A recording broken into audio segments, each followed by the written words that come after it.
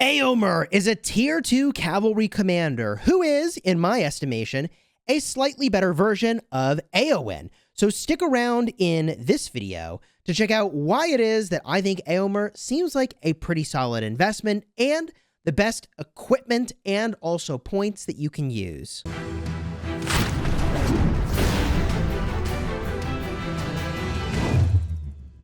Hello my friends and welcome back. I'm Chisgule Gaming, and today I'm going to share everything I've learned so far in my playtesting with Eomer, who seems like a really solid cavalry commander, and if you're a fan of Eowyn, then Eomer is going to be a very easy upgrade and commander to understand and use. Now, before I get into his equipment and some of his best talents, I do just want to mention that he is a balanced commander. He gets 25 might, focus, speed, and 2 skill points when you get to level 20. Now, speed is really important because a lot of what he's doing is going to be modified by speed stat. And a lot of the options that are available for his talents will look familiar to you, weirdly enough, when you compare to a commander like Eowyn. But let's go and break down the choices that I'm using right now and what some of your other options might be. Now, at the very beginning of the tree at loyalty level 0 through 2, you've got Rohirrim, which is really amazing. You're able to boost your damage modified by your speed stat, and that is just going to stack for your mounted units. So in case it wasn't clear, with this commander, you're using all mounted units. That's the way to go. And man, I mean, I was getting an upwards of over 45% of damage with Rohirrim because I've got a lot of speed stat available, and that's modifying this. So yes, Rohirrim is very strong. Pair with that, reducing your damage taken by 14%, and also a damage ability that he will use that does a lot of damage modified by speed stat. Man, I love it when a bunch of the talent points all work off of the same thing. You're going to stack speed on this commander if you're using this build. And if you can make it all the way to loyalty or respect level 5, it does feel like you would want to take that ability, which is going to give you healing every single turn, 45% healing for your mounted units, and you should be using all mounted units, obviously. This is very similar to Eowyn's ability, except it's more healing and doesn't give you stun immunity. This is important. I'm going to talk about that in a bit. I also went and I maxed out mounted combat, a chance on hit, 20% chance of dealing 70% additional damage. I mean, you have my attention. That seems like a lot of damage. And then lastly, I'm putting my points into flanking, where the commander itself is going to prioritize ranged units and do a bunch of damage. Very simple build. I'm nearly level 50. I feel like this is working very, very well so far, but it's missing a couple important things. It's missing stun immunity or a way to avoid taking damage at the start of a fight to deal with the Witch King. It's missing, honestly, like a little bit of control over the enemy. I mean, this is just raw freaking damage. Now, there are other options here that I didn't take. At lower levels of loyalty, I would be very, very tempted to get Marshal of the Mark. In fact, if you didn't have as much loyalty as I do, I feel like you'd start with Rohirrim, max everything out in the bottom, and up top, you start to go for Marshal of the Mark, which deals damage and gives you freaking speed, which, by the way, I think should modify the Rohirrim ability and the Cleave ability. Also, you get Swing, which is just more damage, and Discipline could be amazing, boosting your defense very, very substantially. I need to playtest with using the upper portion of this tree, specifically trying to stack defense to see how it performs. I haven't done that yet. I really want to, because I think it actually could be very, very, very strong. The middle set of talents is available at loyalty level 3. This is going to improve your commander's damage and give you a speed boost at max level, which is really good, actually.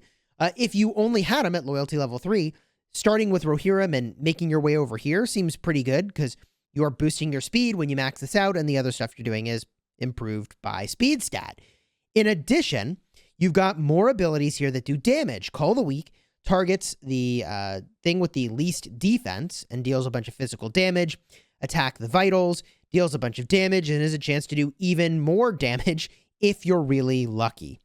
So I feel like I landed in a pretty good spot here, really focusing on sustain with mounted units and also speed stat, which, by the way, you can see that with my equipment, I've tried to very much emulate what I'm already doing on Eowyn, but over here. And there is one thing I should consider it as kind of an optimization, but I'll talk about that in just a second.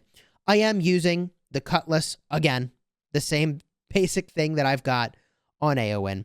That has might, speed, and army attack, which seemed really good to me. Also, Scout's Mail, might, speed, and I even have commander speed here. Debatable if you would want sort of avoidance, like you see that I have on Eowyn. The chance to avoid the first instance of damage seems pretty good. Could be that that's the way to go. And because he doesn't have anything to deal with stun, I picked a Horseman's Helm. This Horseman's Helm seems really obvious to me for mounted units, but in this instance, I've gone with Warding. Warding makes it so that all allies have a chance to gain stun immunity each round. That feels very important to me if you're going to bump up against the Witch King, which is savage. And I actually happened to pick up another darn Fiddle of the Eldest, which is amazing, because this is probably what I should use. I got this very recently. Focus, speed, army defense, and more speed.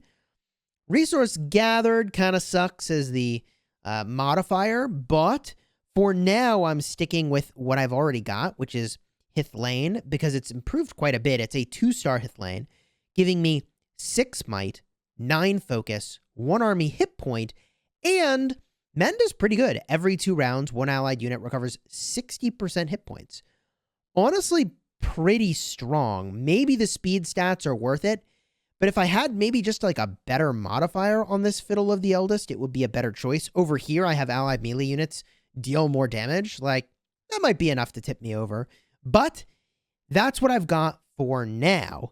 It's possible I should go and take the stuff that's on my Eowyn and switch it over, because, I mean, if technically he's a better version of Eowyn, shouldn't I just put my best gear on him? It's entirely possible I should switch the gear, go do a bunch of sweeping, get experience with it, and, well, have the better gear on the potentially better commander. But let's just look at Eowyn really quickly, because the similarities are quite shocking. It's quite shocking. You can see Rohirrim is the same darn thing. You can see Riding Excellence is the same darn thing. And Cleave, I believe, is the same thing. I mean, there's a damage ability modified by speed stat. Is that the same? Oh, I just leveled up also. That's kind of nice. Yes, it's Cleave. So that's all the same. And what I found so shocking is that if you look at Eowyn, man, she's got healing over here with stun immunity. So she's got 30% per round with stun immunity, and he has 45% healing per round, no stun immunity. I feel like this is actually the better freaking ability. And I don't know that I like Frontline Rescue. Melee units recover a lot in round 3. I don't know how I feel about this. This might be solid.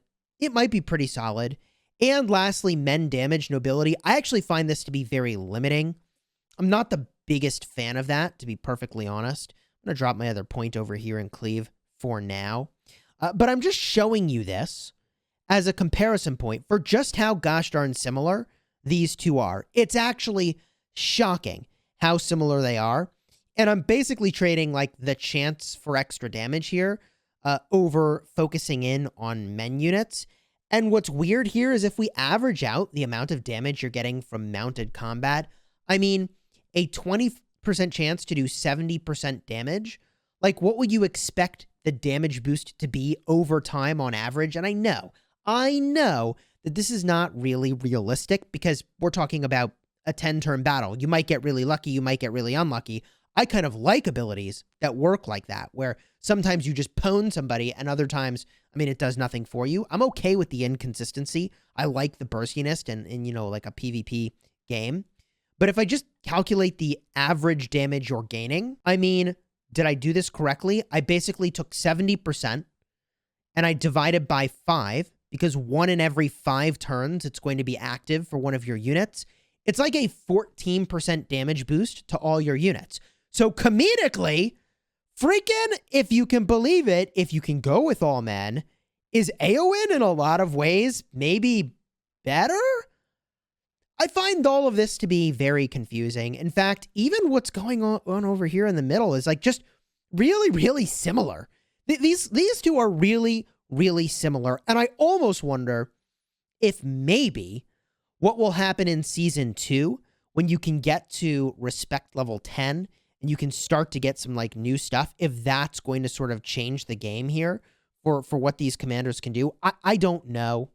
I am very eager to see how that kind of works out. Gosh bless. The two are very, very similar. So if you were working on a commander, I personally went for this one because I got the full letter unlock and I said, you know what, I'm going to go all in on that. But you can see it's the same item over here. The secret intel is actually also used on Theoden. And I have heard that Theoden is better than Eomer. And I don't know how true that is because I haven't personally used him. But if we just get a look at his portrait, wouldn't you know that he also has Rohirrim? This is very similar. He has Riding Excellence and he's got Cleave. So already, I feel like those mandatory points are basically the same. So what would he have that's different? The Renewed gives you a chance of removing debuffs. I kind of like that. He also has a reinforcement ability. So from round 7 onwards, you've got a heal going on. And defensive stance deals damage to a target, and one allied melee unit will take less damage.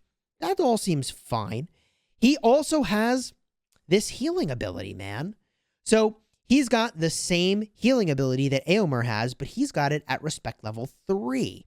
That also means he's got mounted combat, which is the same darn thing, and flanking, which is the same darn thing as Eomer. So these commanders are very, very similar. In fact, if you just went with these two that we just talked about, going with Rohirrim, and then also, is this pronounced Arid Leader? If you just went with those two, you've got like the same commander basically. So at loyalty level 5 is where things get really curious. Horsemaster gives mounted unit attack, and mounted units get 5% hit points when maxed. That seems really cool to me. Also, you've got enemy units reduction to defense, so it seems like you could do a lot of damage here. And commander speed is boosted, and you get initiative during combat. So I really like the synergy here between the respect level 5 ability and Rohirrim, which cares a lot about speed stat. I think there's a lot of synergy here. So between the two, gaining initiative could be really crucial. The downfall of Theoden here is going to be the stun immunity again. So when I just compare the two, I mean, honestly, all the cavalry commanders in this family are like really similar in what they do. And I'd love to do like a side-by-side comparison if I could between them. If you've done that, definitely let me know. I'd be eager to see it. That is my review of Eomer. He's solid. I am enjoying using him so far. He's performing well in the sweeping that I'm doing, but time will tell as I battle other players to see exactly how much I like him. I'll be reviewing your thoughts down below in the comments. Subscribe to the channel if you found this informative or you want to see other commander guides for Lord of the Rings Rise to War. And until next time, you have fun smashing your enemies.